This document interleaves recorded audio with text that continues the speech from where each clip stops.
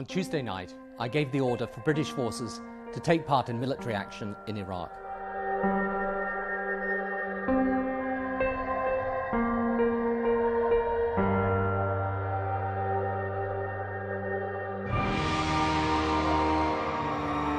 Mr. Blair wrote to President Bush with an assurance that he would be with him whatever.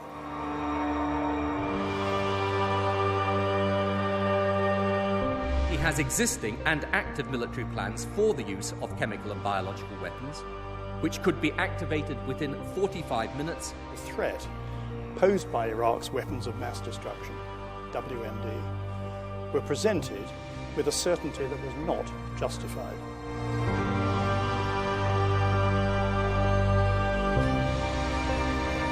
Mr. Blair overestimated his ability to influence US decisions on Iraq.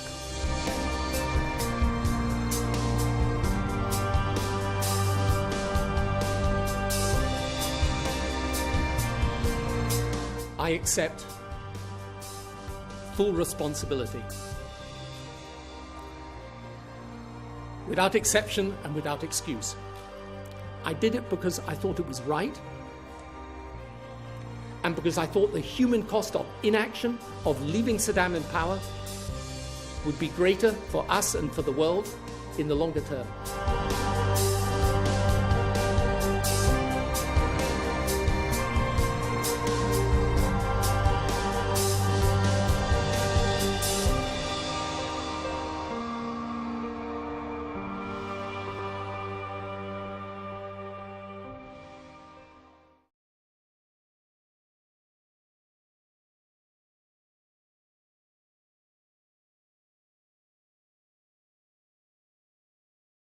On July the 28th, Mr. Blair wrote to President Bush with an assurance that he would be with him whatever.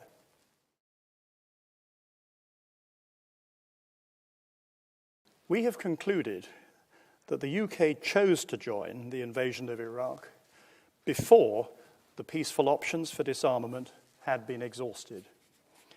Military action at that time was not a last resort.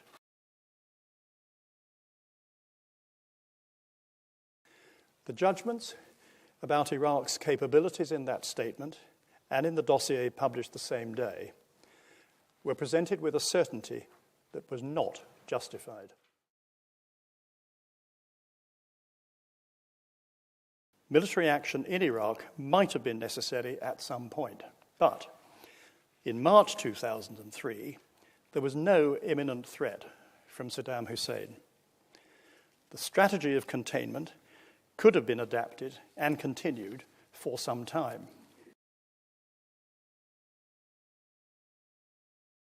From 2006, the UK military was conducting two enduring campaigns in Iraq and Afghanistan. It did not have sufficient resources to do so. The scale of the UK effort in post-conflict Iraq never matched the scale of the challenge. The UK military role in Iraq ended a very long way from success.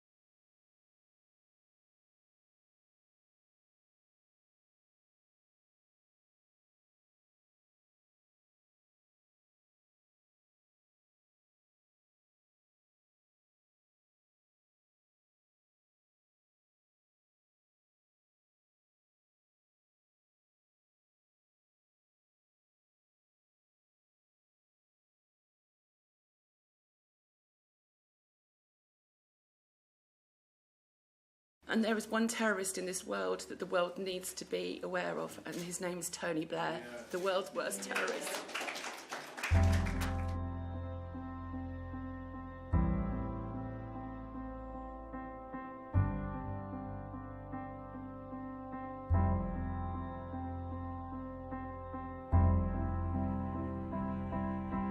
The only thing that he will understand what he's done is if he's behind a cell. When somebody said, mind your fingers and lock that door, maybe then he'll have plenty of time to contemplate exactly what he's done. What would you say to him if he was here? Why did you kill my son? Send my son to be killed? I can only conclude that unfortunately and sadly my son died in vain. If legal action doesn't follow, we can now move on. We've got the answers, they're all here.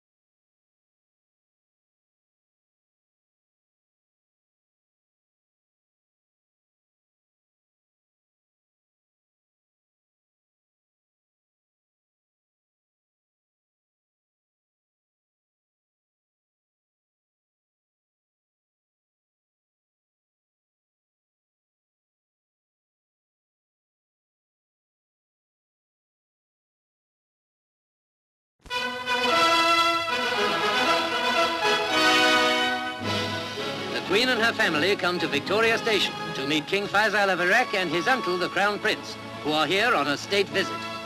The Queen's floral pattern summer frock and straw hat, the Duke's uniform of an Admiral of the Fleet, and their guest's cream and gold tunic lend brilliance to the somber station as King Faisal meets the Queen Mother and Princess Margaret. The Duchesses of Gloucester and Kent are presented to the King and his uncle. Next to be introduced are Sir Anthony Eden and members of his cabinet, followed by civic leaders and the heads of the three services.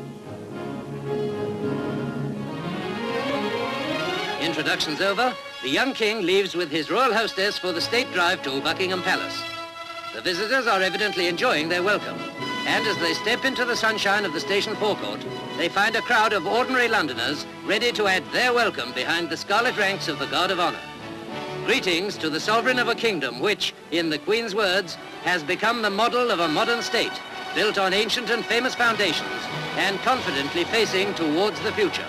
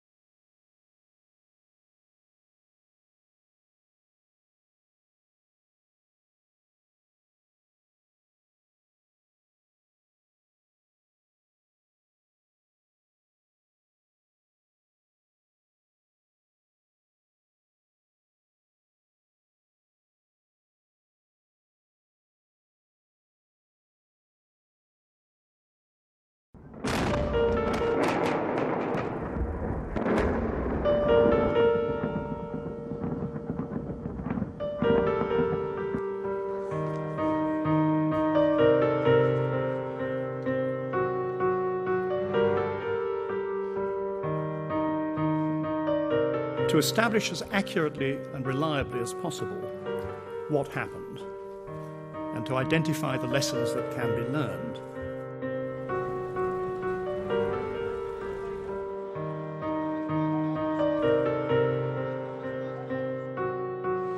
And no regrets. Responsibility, but not a regret for removing Saddam Hussein.